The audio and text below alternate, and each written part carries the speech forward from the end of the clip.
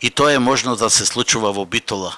На селективна правда до апсурд се изложени земјоделците од битолските села, кои за да извадат некој денар повеќе, своите производи се решени сами да ги продаваат, наместо за џабе да им ги даваат на накупците.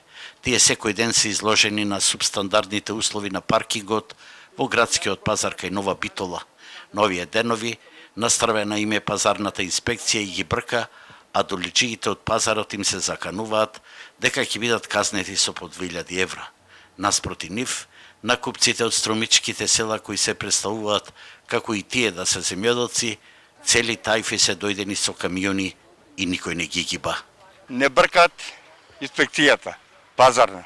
Не брка нас, не остават, не знам зошто. Струмичани можат да продават, ние не можеме. Објаснување немаме никакво.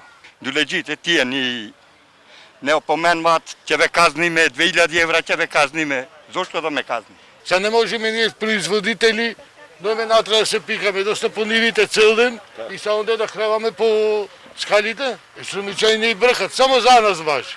Не знам зашто не бркаат. За некој овој пазар, мајка за некој маште, не знам како да кажеме.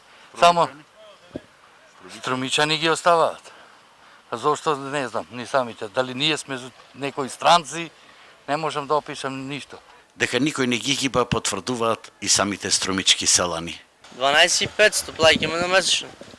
Нема зошто да нагибат, да не бркат. Убаво е, продаваме тука, супер.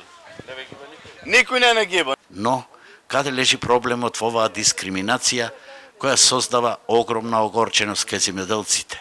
До лани тие плаќаа месечни и неделни такси за користење на просторот и имаат договори, но годинава не им се продолжени.